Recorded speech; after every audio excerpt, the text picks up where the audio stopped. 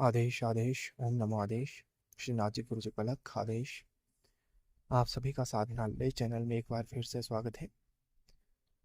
आप सभी के लिए आज एक बहुत ही अद्भुत महत्वपूर्ण नवनाथों से संबंधित साधना लेकर आया हूँ, जो कि शावरी क्षेत्र में अनिवार्य होती है। प्रत्येक नाथ इस साधना को तो अपने जीवन में एक बार अवश्य ही करता है, क्योंकि देखिए, जो शाबरी क्षेत्र है वो पूर्णतः नवनाथों पर ही आधारित है। कोई भी ऐसा मंत्र नहीं है जो नवनाथों की दुहाई से ना चलता हो। शाबरी क्षेत्र में नवनाथों की कृपा होना अनिवार्य है। तो आज आपको एक ऐसा मैं शाबर मंत्र देने जा रहा हूँ जिसके माध्यम से आप संपूर्ण 9 के 9 नाथों की कृपा एक ही मंत्र से प्राप्त कर सकते हैं। इसके विषय में अधिक जानकारी देने से पूर्व मैं आप सभी से आग्रह करूंगा कि आप हमारे यूट्यूब चैनल को अवश्य सब्सक्राइब कर ले और हमारे टेलीग्राम चैनल से भी अवश्य जुड़े। लिंक आपको डिस्क्रिप्शन में मिल जाएगा। तो देखिए, जो नवनाथ है वह शाबरी विद्या के मूल है।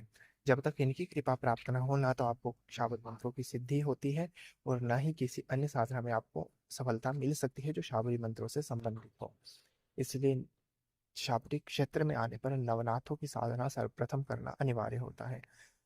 यदि आपने पहले शाबरी क्षेत्र में दीक्षा भी ले ली है परंतु नवनाथों की साधना नहीं की है, तो भी आप इस साधना को कर सकते हैं। और यदि आप शाबर मंत्रों में दीक्षित नहीं है, नाथ मंत्र में आपकी दीक्षा नहीं हुई है, फिर भी सामान्य गृहस्थ साधक भी इस साधना को संपन्न कर सकता है, ताकि नवनाथों की कृपा उस पर बनी रहे और गृहस्थ जीवन तथा आध्यात्मिक जीवन में दोनों ही प्रकार से नवनाथों का मार्गदर्शन व्यक्ति को प्राप्त हो।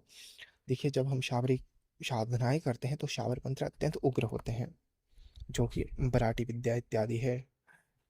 परंतु जो सौम्य सरल साबर होते हैं, उनमें जब हम साधना इत्यादि करते हैं, उनसे साधना करते हैं, तो दोष होने की संभावनाएं कम रहती है।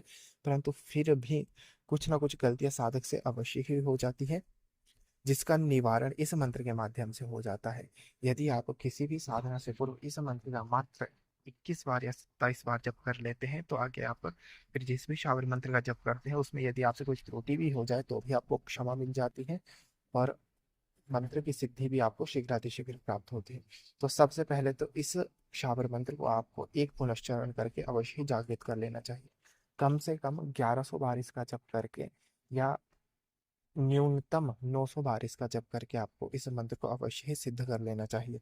तत्पश्चात आप इसका प्रतिदिन 21 बार या 11 बार भी अथवा 27 बार भी कम से कम जप करते हैं तो नवनाथों की कृपा पर बनी रहती है। आप किसी साधना किस प्रकार करनी है वह मैं आपको बता देता हूँ। किसी भी शुक्ल पक्ष की नवमी तिथि को अथवा सोमवार से या किसी भी पर्व काल से, दीपावली, होली, मोहरात्रि, दारुण रात्रि और कालरात्रि इत्यादि, शिवरात्रि इत्यादि पर्वों पे आप इस साधना को शुरू कर सकते हैं। चंद्र ग्रहण, सूर्य ग्रहण, रह पुष्य, गुरु पुष्य योग, किसी भी प्रकार से शुभ योग में आप इस साधना को शुरू कर सकते हैं। साधना आप किसी भी शिव मंदिर में, नवनाथों से संबंधित मंदिर या धुने में, गुरुदत्त से संबंधित मंदिर में अथवा किसी भी मंदिर में या अपने घर के साधना कक्ष में भी आप इसको कर सकते हैं। करना आपको कैसे है? सबसे पहले आपको चाहिए कि आपके पास श्वेत अथवा पीले रंग के वस्त्र हो और उसी रंग का आसन हो जिस रंग के आपके पास वस्त्र हो। यदि आप घर में कर रहे हैं तो सामने बाजोट इत्यादि लगा ले, उस पर एक श्वेत या पीला वस्त्र बिछाकर यदि आपके पास नवनाथों का चित्र है तो उसको स्थापित करें। अन्यथा आप नवमुखी रुद्राक्ष भी स्थापित कर सकते हैं या फिर प्रत्येक नाथ के लिए एक एक सुपारी यानी पूर्ण 9 सुपारियां भी आप स्थापित कर सकते हैं। और फिर आपको सर्वप्रथम घी का एक दीपक प्रज्वलित करना है। यदि संभव हो तो आप 9 नाथों के नाम से 9 दीपक प्रज्वलित करें। यदि यह संभव नहीं है तो आप एक ही दीपक प्रज्वलित कर सकते हैं 9 के 9 नाथों के नाम से।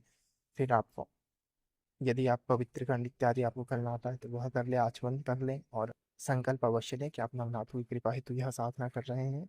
और आगे आप जो भी शाबरी साधना करें उसमें नवनाथों का आपको पूर्ण मार्गदर्शन और रक्षण संरक्षण प्राप्त हो, इस प्रकार संकल्प करके आपको, यदि आपके गुरु है तो गुरु स्मरण कर ले, अन्यथा भगवान गणेश का स्मरण कर ले। गुरु ब्रह्मा गुरु विष्णु जो ध्यान मंत्र है उसका आप जप कर ले।